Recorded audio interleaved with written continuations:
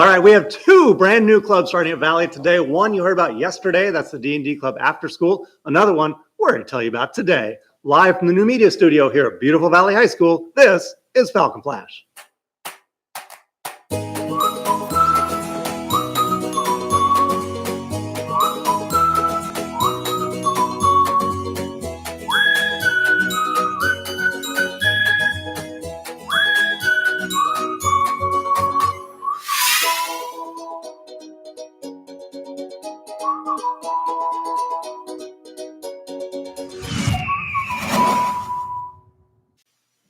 And good morning, students and staff. Today is Wednesday, August 28th, and on August 28th of 1963, on the steps of the Lincoln Memorial in Washington, D.C., the African-American civil rights movement reached its high water mark when Martin Luther King Jr. spoke to about 250,000 people attending the March on Washington for Jobs and Freedom. The demonstrators, black and white, poor and rich, came together in the nation's capital to demand voting rights and equal opportunity for African Americans and to appeal for an end to racial segregation and discrimination. The peaceful rally was the largest assembly that had ever been seen in the Capitol, and King was the last speaker of the day. With the statue of Abraham Lincoln, the great emancipator, towering behind him, Dr. Martin Luther King told of the struggle ahead, stressing the importance of continued action and nonviolent protest. Coming to the end of his prepared text, he was overwhelmed by the moment and launched into an improvised sermon.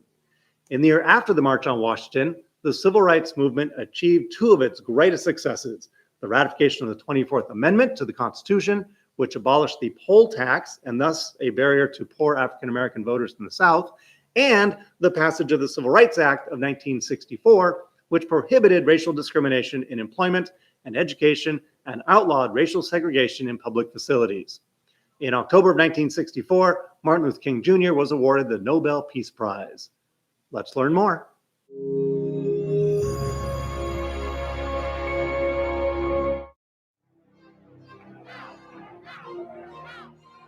August 28, 1963. 250,000 Americans, black and white, young and old, descend on the nation's capital in a show of solidarity. It was called the March on Washington for Jobs and Freedom, but it would be remembered as a turning point in the fight for civil rights. Among the speakers, the Reverend Dr. Martin Luther King Jr., who electrified the crowd with his stirring "I Have a Dream" speech. So even though we face the difficulties of today and tomorrow, I still have a dream. A few months earlier, racial tensions in the Deep South had erupted. News reports carried brutal images of fire hoses blasting at the backs of school children. President Kennedy had finally seen enough. In June of 1963, he presented sweeping civil rights legislation to Congress. Dr. King and others hoped a massive yet peaceful demonstration in Washington would spur passage of the bill. The city braced for violence, but their fears proved unfounded. The day of the march, more than 200,000 people gathered for a rally at the Washington Monument. It was the largest demonstration in the country's history. Arm in arm, they walked from the Washington Monument to the steps of the Lincoln Memorial. There, performers as diverse as Joan Baez, Bob Dylan, and Mahalia Jackson lent their voices to the cause. Martin Luther King Jr. was the last to take the stage. He began with a reference to Abraham Lincoln's Emancipation Proclamation, which freed the slaves a century earlier. But 100 years later, the Negro still is not free. Partway through, King put aside his prepared text and shared with the protesters his dream of equal rights for all. Let freedom ring, and when this happens, when we allow freedom to ring, when we let it ring from every village and every hamlet, from every state and every city, we will be able to speed up that day when all of God's children, black men and white men, Jews and Gentiles, Protestants and Catholics will be able to join hands and sing in the words of the old Negro spiritual, free at last, free at last. Thank God Almighty, we are free at last.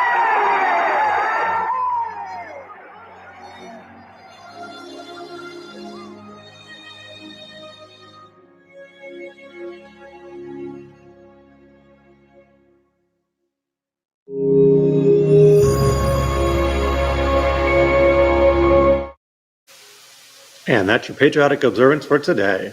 All right, let's go to Maria now for today's Falcon Flash. Maria? Thank you, Mr. Rosuma. And now, here's today's Falcon Flash.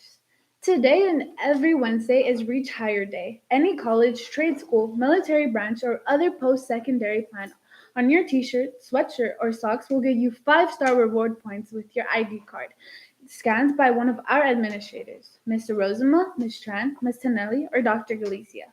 Want to represent your classmates on Valley School Site Council? We're looking for 9th, 11th, 12th grade students representatives to work with teachers, parents, and the principal to decide how to use our school money and resources to support Valley student success. Members also help build our school's plan for student success. If you can commit to just attending one meeting each month after school, we want you to run for Valley School Site Council. To nominate yourself for School Site Council, look for the nomination form in the Falcon Flash Google Classroom and complete the form by Friday, August 30th. Elections will be held soon to select representatives.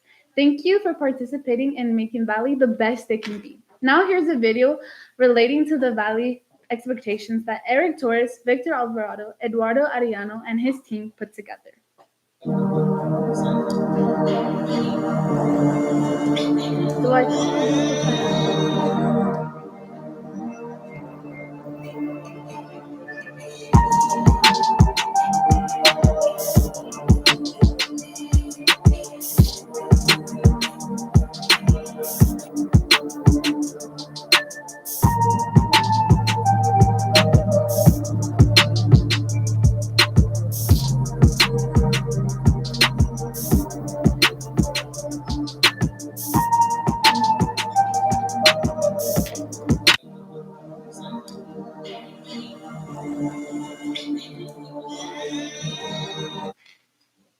Thank you. Want to learn how to make money work for you? Today during lunch, Financial Literacy Club is meeting in room 212. If you're interested in investing in real estate, the stock market, and taxes, then stop by. Today's picture of the day was taken in Mr. Kirchberg's chemistry class as students learned about alchemy by heating pennies and nails together.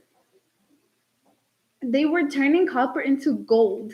Do you have tomorrow's picture of the day? Send it to Mr. Rosama for a chance to be featured on the Falcon Flash. Here's some more footage from freshman interviews that Jose and his team put together.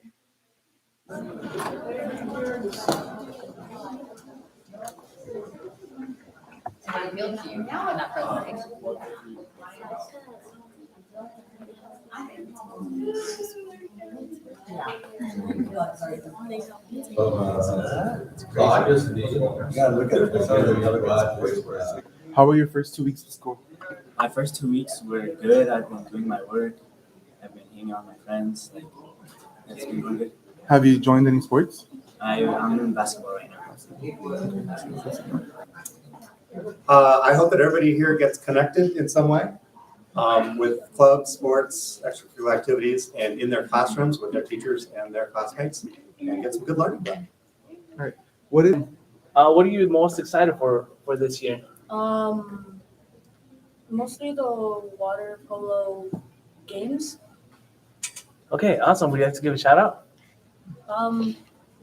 You guys need to Shout interview out for other you people's guys sites. because you guys are doing all this work. You have a lot of screens. Hey, let's go! My advice to seniors is this. Number one, enjoy your senior year, but don't procrastinate. Don't make this year awful for yourself. If you have assignments, get them done. Don't go to your teacher the night before grades are due and ask them if you can make up 50 assignments. Don't disappoint your family. Graduate and invite me to your graduation party. Shout out to the class of 2020! Woo! Now, Mr. Rosenma is here with today's athletics report. Hey Falcons, this Friday night is our first home varsity game of the new school year, and it's tropical themed. How about that? Also, it's Falcon Family Football Night, and we have a special deal for this game only. When you buy a pre-sale student ticket for just $5 in the ASB office this week, we will give you a free adult ticket, which is an $8 value for your parent or guardian to come to the game with you. Come live the excitement of Falcon football with your family and friends this Friday night at the Valley Stadium. And to our varsity football players, if you are interested in being on Telemundo this Friday morning, please see Coach Moore as soon as you can. All right, before we go, let's do a birthday shout out to these 7 special Falcons. We wish them all a very happy birthday. Let's take a look at who that is. Look at anybody on there you know. Hey, well, wish them a happy birthday. All right, and that's it for today's Falcon Flash. And remember, Falcon Fever, catch it.